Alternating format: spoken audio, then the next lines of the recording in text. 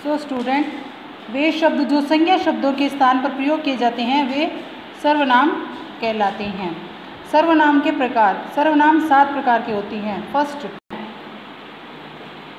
First है पुरुषवाचक सर्वनाम। जिन सर्वनाम शब्दों से किसी कहने वाले, सुनने वाले या अन्य पुरुष के बारे में ज्ञान होता है वे पुरुषवाचक सर्वनाम कहलाते हैं। जैसे मैं सोने जा रहा हूँ, तुम भी चलो, वह भी सोने जा रहा है। पुरुषवाचक सर्वनाम के 3 भेद होते हैं। उत्तम पुरुष, जिन सर्वनाम शब्द का प्रयोग बोलने वाला अपने लिए करता है यानी स्वयं के लिए करता है उत्तम पुरुषवाचक सर्वनाम कहलाता है। जैसे मैं, मेरा, हम, हमारा। फॉर एग्जाम्पल, मैं सोने जा रहा हूँ। सेकेंड वाला है मध्यम पुरुष। बोलने वाला व्यक्ति सुनने वाले व्यक्ति के लिए सर्वनाम शब्द का प्रयोग करता है, उसे मध्यम पुरुषवाचक सर्वनाम कहते हैं।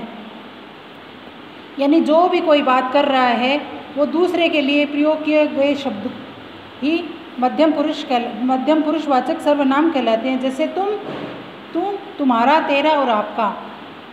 यानी फॉर एग्जाम्पल, तुम भी चलो। पुरुषवाचक सर्वनाम का तीसरा भेद है अन्य पुरुष। वे सर्वनाम शब्द जो बोलने वाले तथा सुनने वाले व्यक्ति के अतिरिक्त अन्य किसी तीसरे व्यक्ति के लिए आते हैं यानी थर्ड पर्सन के लिए, तीसरे व्यक्ति के लिए आते हैं, वे अन्य पुरुष सर्वनाम कहलाते हैं। जैसे यह, वह, ये, वे। जैसे वह सोने जा रहा है। सो स्टूडेंट, सर्वनाम का सेकंड पार्ट, निश्चयवाचक सर्वनाम। जो सर्वनाम शब्द संज्ञा के बारे में निश्चित रूप से बताते हैं वे निश्चयवाचक सर्वनाम कहलाते हैं। जैसे ये मेरा घर है, वह मोनिका की साइकिल है, वह राजू की कार है। इस वाक्य में यह वह निश्चयवाचक सर्वनाम है क्योंकि ये शब्द किसी न किसी वस्तु या व्यक्ति। थर्ड पार्ट है अनिश्चयवाचक सर्वनाम।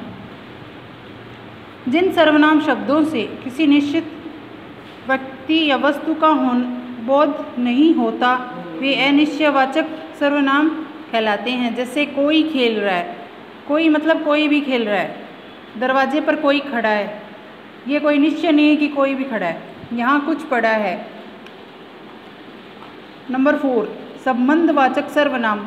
जो सर्वनाम शब्द संज्ञा या सर्वनाम का अन्य संज्ञा या सर्वनाम से संबंध बताते हैं अथवा जो 2 वाक्यों अथवा उपवाक्यों को जोड़ते हैं वे संबंधवाचक सर्वनाम कहलाते हैं। जैसे जिसने लाल साड़ी पहनी है वह मेरी मम्मी है।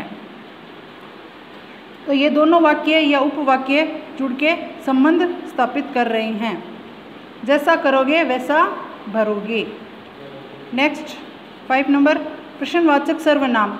जिन सर्वनाम शब्दों द्वारा किसी प्रश्न का बोध हो वे प्रश्नवाचक सर्वनाम कहलाते हैं। जैसे आपका क्या नाम है, तो इसमें ये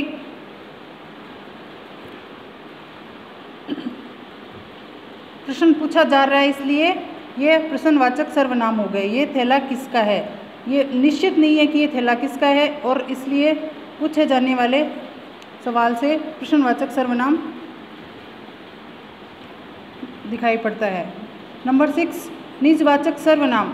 जो सर्वनाम शब्द अपने लिए प्रयोग किए जाते हैं वे निजवाचक सर्वनाम कहलाते हैं। निज यानी अपने लिए। जैसे मैडम जी, मैं अपना गृह कार्य अपने आप करूँगा, मैं उसके घर खुद जाऊँगा।